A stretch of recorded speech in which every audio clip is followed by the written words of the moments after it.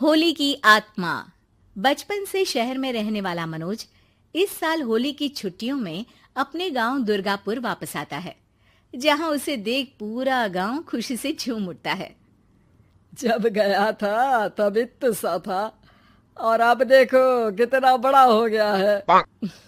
हाँ सरपंच जी, जब मैं गया था तब आप भी बहुत जवान थे और अब देखो कितने बूढ़े हो गए हैं आप। चला चलो बढ़िया है। बच्चा घर वापस आ गया। इसी खुशी में आज रात पार्टी होगी। क्या बात है, गांव में भी पार्टियां होने लगी। वैसे अगर पार्टी की बात है तो आज क्यों सीधा होली पार्टी करते हैं। होली पार्टी की बात सुन चहल पहल में अचानक सन्नाटा छा जाता है, जिसे देख मनोज को कुछ अजीब लगता है। लेकिन तभी सरपंच बात पलट देता है। अब बहुत देर हो गई, चलो सब अपने घर चलो, पार्टी के बारे में कल सोचेंगे। मनोज भी मम्मी पापा के साथ घर आ जाता है, पर होली पार्टी और उस पर पूरे गांव की खामोशी वाली बात अभी तक उसके जहन से निकलती नहीं। पापा, होली पार्टी की बात पर सब चुप क्यों हो गए थे? अरे होगी उनकी कोई अपनी बात। मुझे गांव की पंचायत ही थोड़ी पता है। थक गया हूँ, चलो सो जाते हैं, कल बात करते हैं। पापा की बात मानते हुए मनोज भी सोने चला जाता है। आज तो छुपा लिया, लेकिन हफ्ते बाद जब होली का दिन आएगा तब इसे कैसे रोकोगे? अगली सुबह सूरज के साथ ही मनोज भी गांव घूमने निकल जाता है, जिस पर रास्ते में उसे अपनी ही उम्र के कुछ लड़के भी मिलते हैं, जिनसे दोस्ती कर अब वो उनके साथ घूमने लगता है। इसी तरह कुछ दिन बीत जाते हैं और होली नजदीक आने लगती है।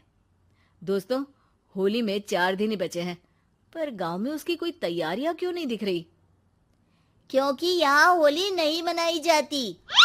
अरे पर ऐसा क्यों? वो राजा भूषण।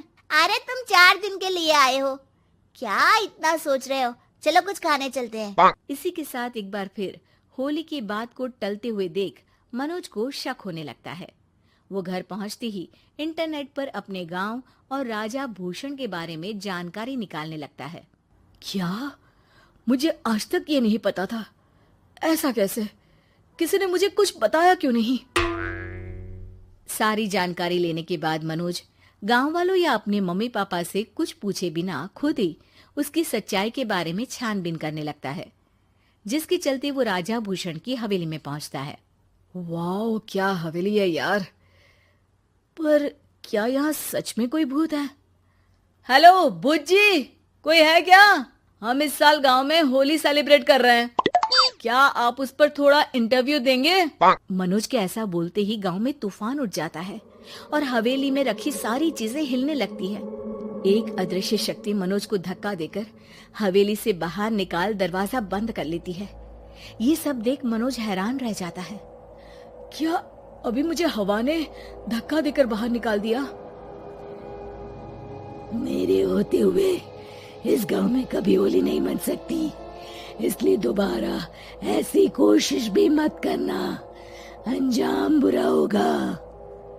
आवाज सुन मनोज हैरानी से इधर उधर देखने लगता है, पर उसे कोई दिखाई नहीं देता। वो गांव वापस आ जाता है, जहां तूफान की वजह से सब कुछ तहस महस हो चुका होता है। आखिर ये तूफान आया कैसे?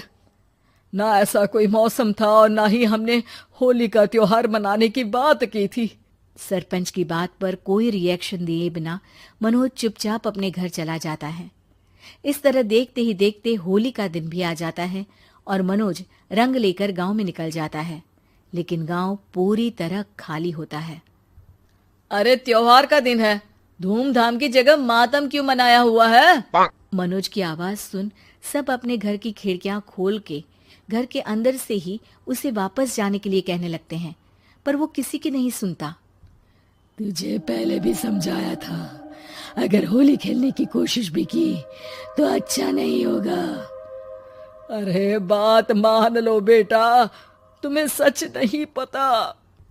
मुझे सब पता है। सालों पहले इस राजा ने एक अंधविश्वास फैलाया और आप लोग आज तक उसे मानते आ रहे हो। अरे बेटा, जब तुम पैदा भी नहीं हुए थे उससे भी बहुत पहले से इस गांव पर होली का श्राप है। अगर गांव में होली का त्योहार मनाया जाता है तो प्रलय आना पक्की बात होती है।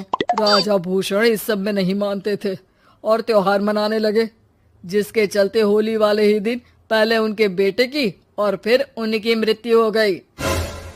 तभी से गांव की रक्षा के लिए उनकी आत्मा उस हवेली में रह रही है। सबकी बातें सुन मनोज उलझन में पड़ जाता है। सोचना भी मत मनोज, अगर तुमने इस परंपरा को तोड़ने की कोशिश भी की तो उसका परिणाम इस गांव और गांव के लोगों के लिए अच्छा नहीं होगा।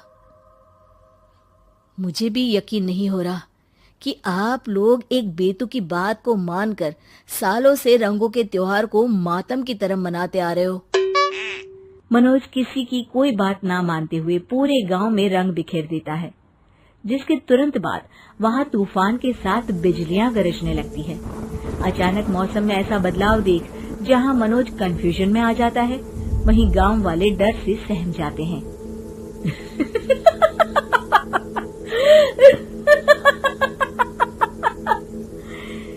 इस लड़के ने हमारे जैसे सिर्फ अपने स्वार्थ के लिए नहीं बल्कि पूरे गांव की खुशियों के लिए यहाँ होली मनाई है, जिस वजह से अब इस गांव पर होली का श्राप टूटता है। ऐसा बोलकर राजा का भूत वहां से गायब हो जाता है, जिसके बाद गांव के लोग धूमधाम से होली मनाते हैं।